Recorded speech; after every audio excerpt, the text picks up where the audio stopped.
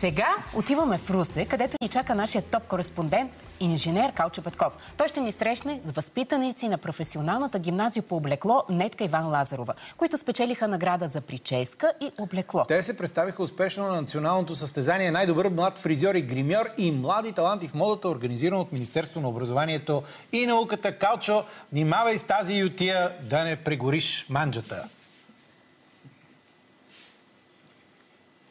Здравейте, господин Щерев, здравейте, госпожа Надя. Женската работа край няма, нали знаете как е? И сега аз тук, понеже нямам много опит, ме учат как се глади риза. Ще ми помогне, разбира се, Весето. Весе, добре ли се справям? Да, справяте се отлично. Трябва обаче да започнем и от малките части, понеже така е правилно и така най-добре става оглаждането. Между другото, искаш ли една тайна да ти издам? Добре. Когато съм с сакол и ризата ми не е изгладена, по принцип аз се гладя само тук отпред. Разбираш, само и тук отпред. Пък гърба може и да е намачкан, след като няма да се съблича с сакото, само тук отпред. Правилно ли правя? Да, става. Става. Според зависи от какъв плат е. А казваш, когато се глади риза, се започва от маншета, от ръкава, после якичката. Така, само да ви кажа, уважаеми зрители, че Весето, заповядане на шевната машина, е едно от момичетата в тази гимназия, която е спечелила награда за най-бързо шиене. Какво ще кажа най-бързо шиене? Тя ще ми обясни, но преди това искам да ви покажа снимка на две жени. Само да кажа на нашите зрители да не бързат, разбира се, да звънят на 112. Тези жени не се издирват. Ето е едната. Така, сега ще покажем и другата. Ето и другата жена. И както знаете, господин Щерев, госпожа Надя, както и в киното и в театъра, като видим пушка, тя трябва да гръмне на края на действието. И така, Весе, какво значи най-бързо шиене? Какво уши най-бързо? Уших най-бързо якички. Те бяха две. Трябваше да се ушият в рамките на 25 минути едната. И аз ги уших и бях на второ място. Колко души се състезава? 16 човека или така казвам, че цяла България. Това е каза риза? Да. Добре. И за да видим кой ще е по-бързо, аз също ще се пробвам. Никол. Никол е дизайнер. Тя ще ни покаже своята рокля. Ела само да ме асистираш, моля те, защото с Весето ще направим състезание за най-бързо шиене. Дръж микрофона, гледай към камерата и да видим, Весе, слагай как. Сложила ли си?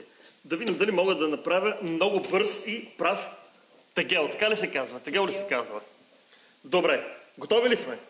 Начало. Ей, ти почна преди мен. Старт! Така. И аз сега да видим. Ами, тук не ми откъсна коне. Рязко назад. Рязко назад, така ли? Ето как става. Весе, ето и камерата да покаже, да видим кой прави по-прав тегел.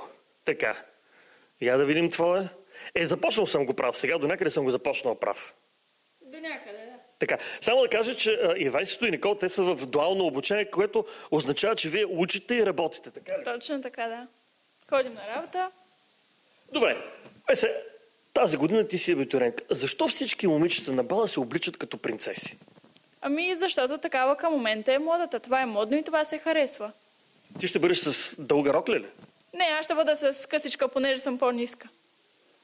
Така, пожелавам ти успех. Никол, ела сега тук да видим. Ти събра всички стари дънки в къщи, наряза ги и направи тази рокля, която е с дъх на море. Така ли? Да. Идеята ми беше, че понеже дънките са едни от вземащите вода, така да се изразя, от всички различни платове, идеята ми беше за рециклирането на стари дънки.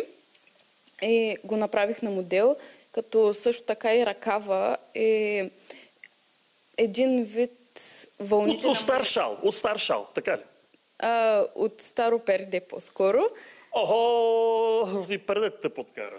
Ами да, понеже има нужда от повече плат този ръкав, понеже е огромен, както се вижда. И реално той се задвижва, за да изкаже с едно вълните на морето. Сега, предполагам пък, че другия ръкав, това не е от покривката на една кука някъде, където примерно твоята баба и си е смъкнала и нея. Не, това е нова мрежа, така да се изразя. С какво спечели журито? Ами, предполагам, че на журито им е харесало идеята зад модела за рециклирането, понеже в нещо време модата е много забързана и може би трябва малко да се забави. И както и задвижването на ръкава също. Като каза мода, кой цвят е актуален през този сезон? Ами, цвета мъх, такъв прасковен мъх, да, който е на цвета на годината.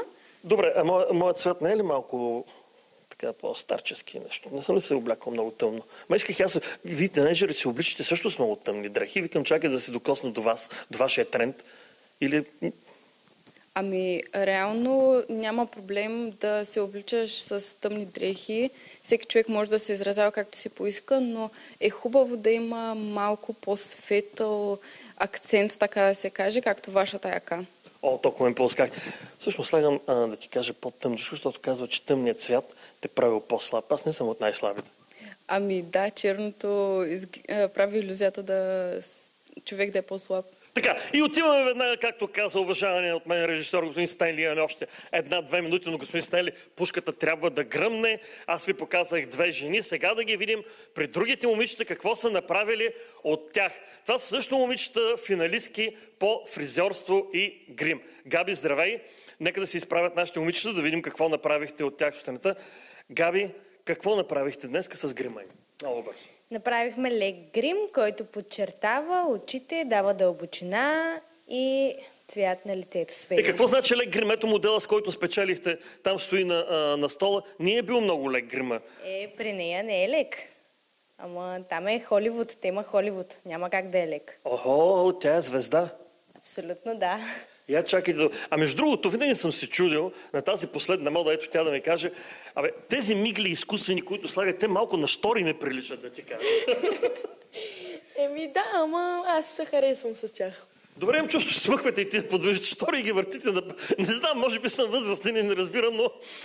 Така, ти какво направи с прическите на тези 2 момичета? На едната дама изправихме косата, а на другата и начупихме крайчетата. Къса или дълга коса? Къса. Това е модната тенденция. Да. В момента такава е модата. А ти защо си с дълга? Защото на мен така ми харесва. Добре, ето аз съм в модните тенденции, защото съм с къса коса. Господин Щерев, госпожа Надя, станете да ви видят нашите зрители какво направиха от вас. Това е от професионалната гимназия по облекло. Аз тя много жега. Нетка Иван Лазаров.